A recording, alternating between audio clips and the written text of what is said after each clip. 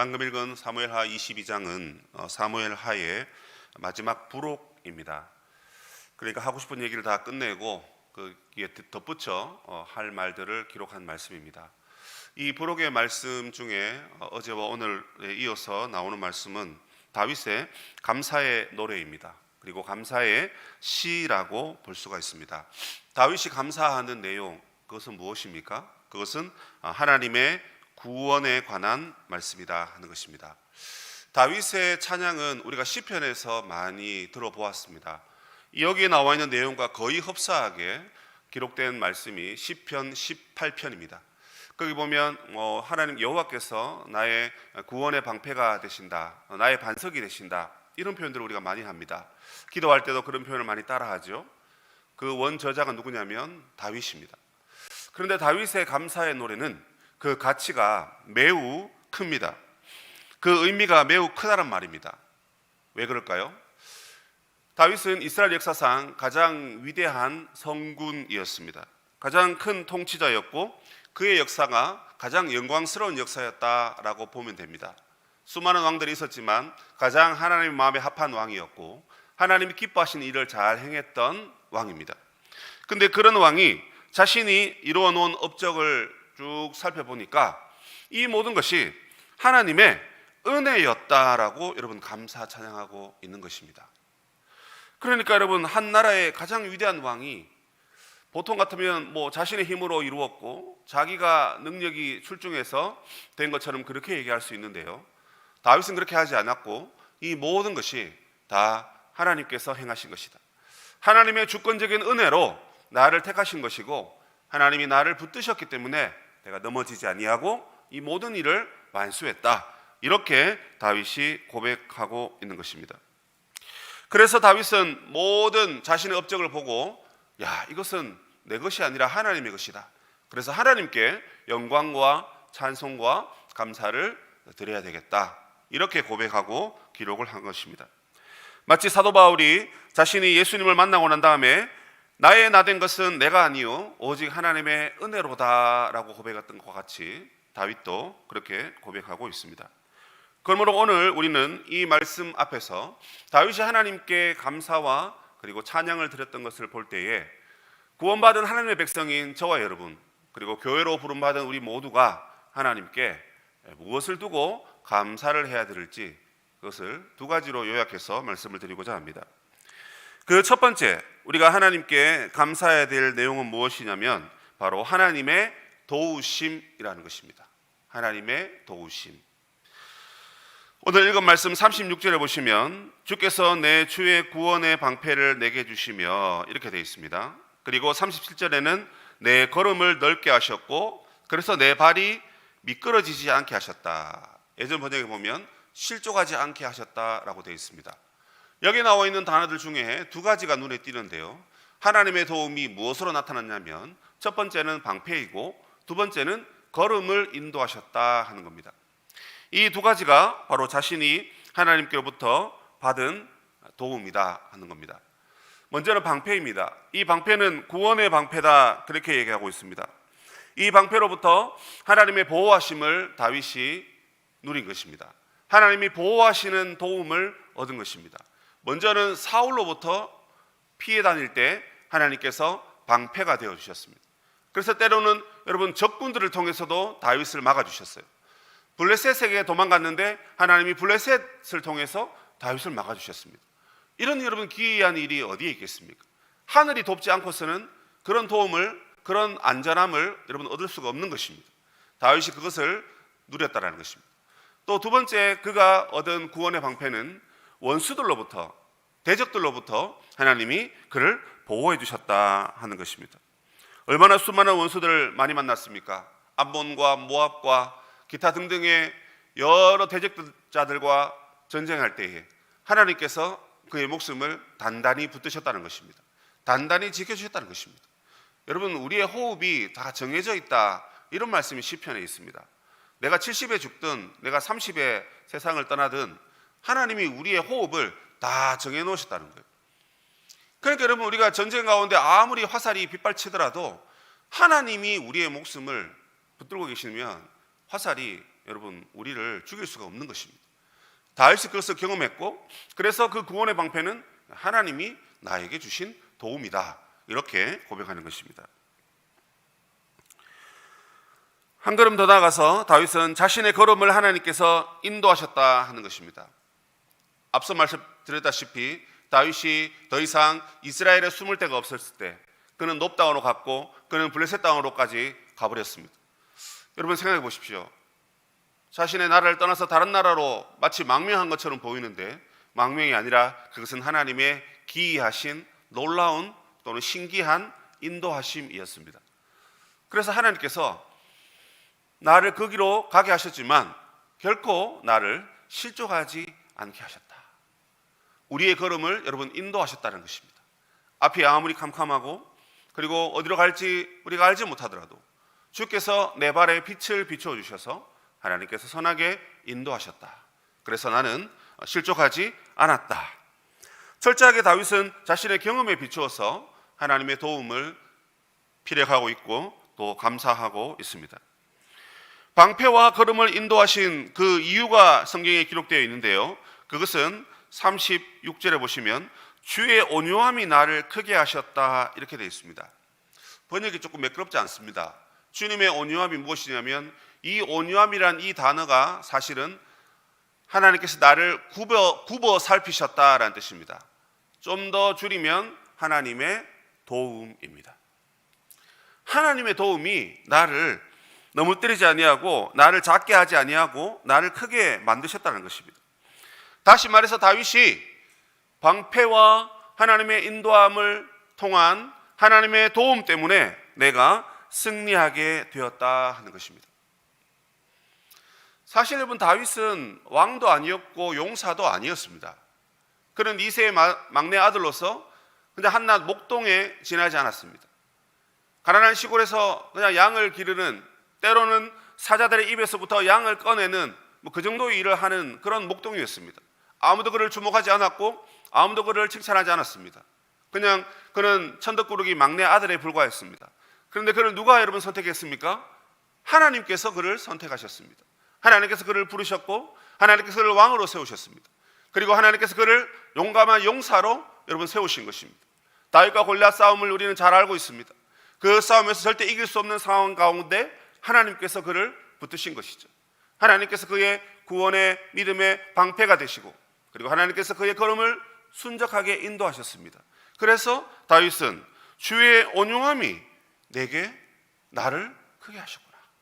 주님이 나를 굽어 살피셨기 때문에 내가 왕이 되고 용사가 되고 전쟁에서 승리할 수 있었다. 다윗이 그렇게 고백을 하고 있습니다. 성도 여러분, 다윗의 이 고백을 들을 때 여러분 어떤 마음이십니까? 우리도 다윗과 같은 하나님의 도움을 받은 자가 아니겠습니까? 하나님의 은혜를 여러분 받은 자가 아니겠습니까? 왜냐하면 전에는 저와 여러분이 그리스도 밖에 있었습니다. 하나님의 약속에 대해서는 손님이고 외인이었습니다. 그래서 하나님을 알지 못했고 그리고 미래에 대한 소망이 전혀 없던 그야말로 죽어마땅한 죄인이었다는 것입니다. 한 걸음 더 나아가 여러분 우리는 악을 도모하고 마귀의 종로로 타며 살아왔습니다. 그야말로 비참한 상태였다 하는 것입니다. 우리가 여러분 돈이 떨어지거나 그리고 몸이 쇠약해지면 어떻습니까? 우리의 삶에서 위기를 느낍니다. 여러분 생각해 보십시오. 자본주의 사회다 보니까 돈이 많으면 많을수록 참 좋은 것 같습니다. 그래서 여러분 요즘 젊은이들이 폐지 줍는 일을 한다고 신문에 나와 있다고 얘기하더라고요. 보통 그 폐지들은 뭐 많이 주워봤자 여러분 얼마 되지 않잖아요. 그래서 여러분 그 젊은이들이 그 폐지를 주우러 이제 나간답니다. 돈이 너무 부족하니까 이제 저녁에 또 아르바이트를 하고 뭐 그런 시대가 되었습니다.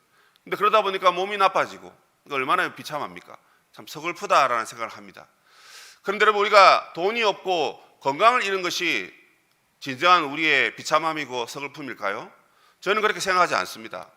우리의 영혼이 만약 구원받지 못했다면, 구원의 소망이 없다면 이것이야말로 여러분 정말 절망적인 상태인 것입니다. 내가 아무리 돈이 많고 건강하다 한들 내 영혼이 하나님을 바라보지 못한다면, 내 영혼이 하나님의 도움을 느끼지 못하고 있다면 그것이 진정한 절망이다 하는 것입니다. 그러나 하나님께서는 저와 여러분을 그 크신 사랑과 긍휼로서 구원의 값진 옷을 입혀주셨습니다. 그래서 믿음의 방패, 구원의 방패를 주셔서 마귀의 괴계를 능히 감당하게 하셨습니다. 그리고 앞이 캄캄하지만 우리의 걸음도 인도하고 계십니다. 그래서 우리는 이것을 하나님의 도움이라고 고백합니다. 여러분, 영적 전투 가운데 하나님께 나아가는 자가 있으시다면 하나님의 도움을 여러분 구하십시오. 구원의 방패를 구하시고 우리의 걸음을 순적하게 여러분 인도해 달라고. 그렇게 간구할 때 다윗의 감사가 우리의 감사, 그리고 나의 감사가 될 줄로 믿습니다. 여러분, 청송에는 사과가 매우 유명합니다. 제가 살던 시골하고 한 100km 정도 떨어졌지만 어릴 때는 청송에 자주 놀러 많이 갔던 것 같아요. 사과를 먹어보면 크기는 크지 않지만 맛은 매우 달았다 하는 기억이 있습니다. 일교차가 크기 때문에 사과의 당도가 높은 것이죠.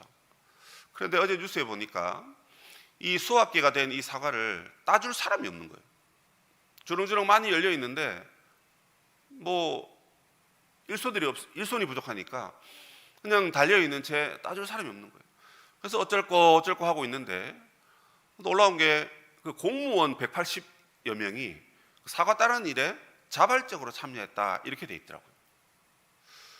이건 좀 특이한 그 뉴스인 것 같습니다. 공무원들이 자발적으로 그렇게 하지 않는다고 저는 그렇게 생각했거든요. 시키니까 하고 어쩔 수 없이 해야 되고, 그런데 자발적으로 사과를 따러, 모르겠습니다. 그 사무실에 앉아 있으면 답답하고 이러니까 한 번씩 나가서 또 바람도 쐴 겸 따라갔는지 모르지만, 야, 저렇게 공무원들이 열심히 행하는데 그 주인들은 얼마나 마음이 흡족할까. 마치 하늘에서 천사를 보내어서 우리가 지금 감당해야 할 일을 하나님이 도와주시는 것처럼 그렇게 느껴지지 않을까, 이런 생각을 여러분 해보았습니다. 만약 여러분이 그 사과밭의 주인이라면 그 사과를 따기 위해서 내가 할 수 있는 한계가 있다면 여러분, 우리는 어떻게 해야 할까요? 가만히 앉아 있으면 누가 도움을 주고 또 누가 인도해 주면 참 좋겠는데, 그렇지 않을 때, 뜻하지 않는 사람들이 도와줄 때 여러분 얼마나 그것이 감격이 되고 기뻐하겠습니까? 그런데 여러분, 하나님은 그런 우리를 늘 도우신다라고 성경이 이야기하고 있는 것입니다. 그래서 우리는 이렇게 고백합니다. 지금까지 지내온 것 주의 크신 은혜라. 한이 없는 주의 사랑 어찌 이루 말하라. 이렇게 고백할 수 있는 이유는 하나님의 도움이 여기까지 있었기 때문에 그렇습니다. 에베네셀의 하나님께서 저와 여러분들을 돕고 계시기 때문에 우리는 이런 찬양을 드릴 수가 있는 것입니다.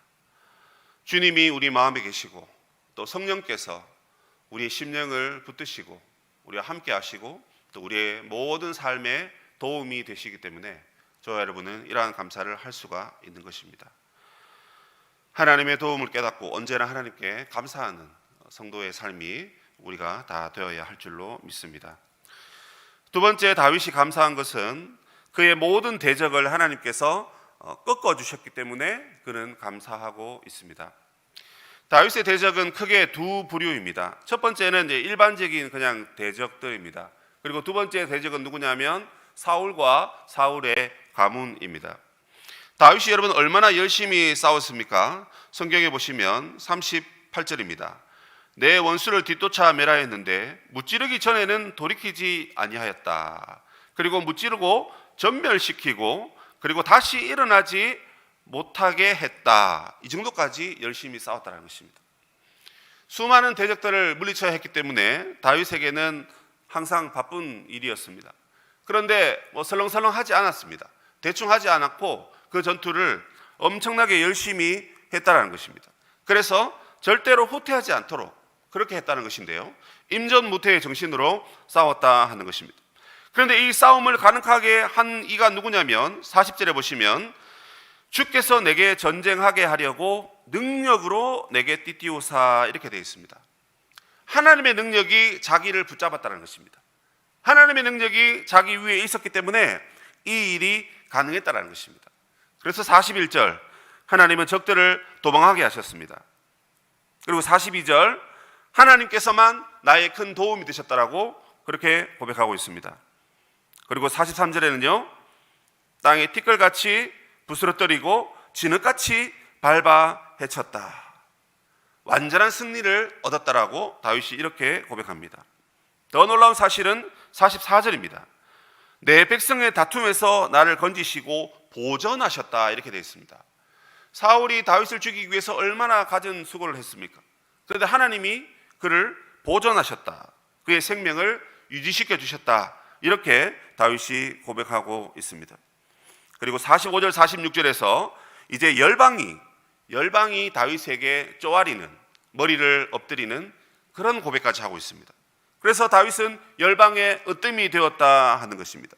이방인들이 소문만 듣고 다윗에게 찾아와 조공을 바치고 항복했다라는 것입니다.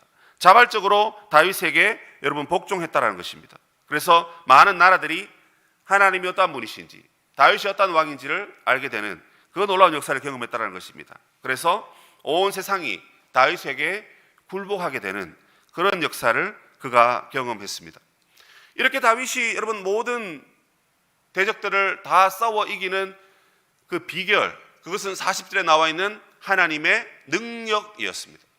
그래서 다윗은 하나님의 능력으로 대적을 굴복하게 한 그 은혜에 감사하게 되는데요, 오늘날 여러분 우리도 하나님의 능력을 덧입어서 하나님께 감사할 수 있는 성도로 부름받았다는 것을 여러분 기억하셔야 됩니다. 그러면 하나님이 여러분 우리에게 주신 능력이 무엇일까요? 우리가 모든 원수와 대적을 이길 수 있도록 하나님이 저와 여러분에게 주신 능력, 그 능력은 무엇이냐면 바로 하나님의 전신갑주입니다. 에베소 6장에 가보면 영적 싸움을 하기 이전에 함부로 덤비지 말고, 무턱대고 싸우지 말고 무장하고 영적 전투에 임해라, 그렇게 고백합니다. 먼저는 여러분 구원의 투구를 써라는 것입니다. 그 구원의 투구는 무엇입니까? 여러분 우리의 지각과 우리의 생각을 하나님께서 붙잡아 주시기를 여러분 기도해야 된다는 것입니다. 우리의 생각대로 그냥 사는 것이 아닙니다. 하나님이 우리의 마음과 우리의 생각을 여러분 주관하셔야 됩니다. 그리고 의의 흉배를 붙여라 그러죠. 그 흉배는 무엇입니까? 가슴을 보호하는 옷입니다. 우리의 마음에 복음의 열정을 하나님께서 주셔야 됩니다. 하나님의 복음의 열정이 없이 그냥 그렇게 세월 흘러가는 대로, 물 흘러가는 대로 그렇게 살지 않아야 됩니다. 하나님 주시는 그 구령을 향한 그 열정이 여러분 우리의 가슴을 채워야 됩니다. 그리고 진리로 허리띠를 띠십시오. 우리의 몸의 가운데인 이 허리띠, 몸의 중심을 잡는 허리띠, 우리의 삶을 여러분 진리의 말씀으로 바로 세울 때 우리가 하나님의 영적 전투를 여러분 능히 감당하고 이길 수가 있습니다. 또한 여러분 복음의 평화의 신을 신으라고 그렇게 말합니다. 우리가 길을 걸어갈 때 얼마나 많은 장애물과 위험한 것들이 우리를 넘어뜨리려고 합니까? 그런데 그 사단의 괴계를 여러분 이길 수 있는 것은 평화의 복음의 신을 신는 것입니다. 그리고 양손에 성령의 검과 믿음의 방패를 가져야 됩니다.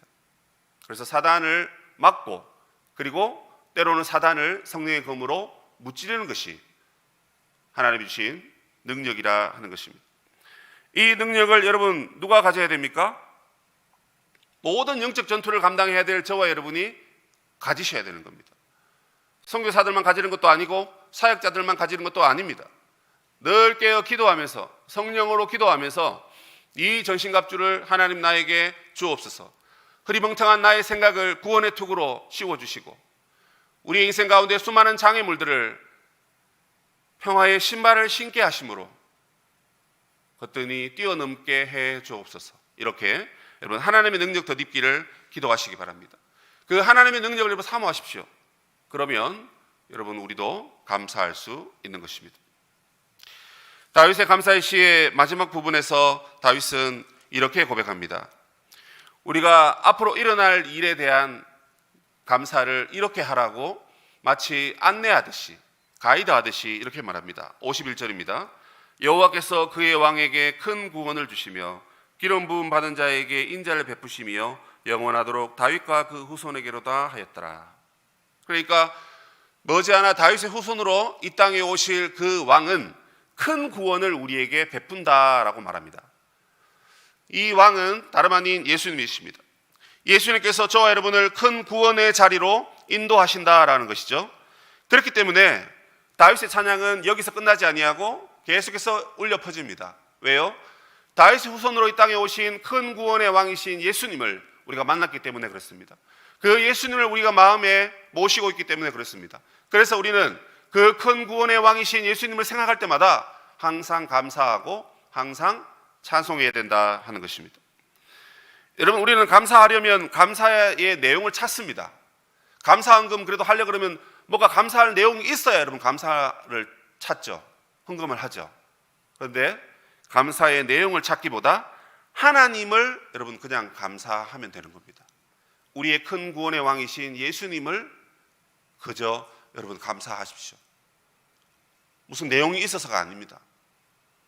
그냥 하나님을 기뻐하고 감사해야 하는 것입니다. 오늘 기도 가운데 우리 안에 하나님께 대한 진정한 감사가 있는지 우리 스스로를 돌아보고, 만약 그것이 없다면 하나님의 도움이 어떤 건지, 그리고 하나님께서 모든 대적들을 하나님의 능력으로 굴복하게 하신 것은 없는지 살펴보시고 하나님께 더욱 감사에 힘쓰는 우리 성도님 되시기를 주님의 이름으로 축복합니다. 아멘. 하늘에 계신 우리 아버지, 아버지의 이름을 거룩하게 하시며 아버지의 나라가 오게 하시며 아버지의 뜻이 하늘에서와 같이 땅에서도 이루어지게 하소서.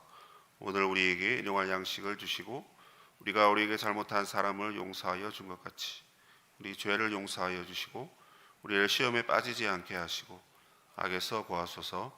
나라와 권능과 영광이 영원히 아버지의 것입니다. 아멘.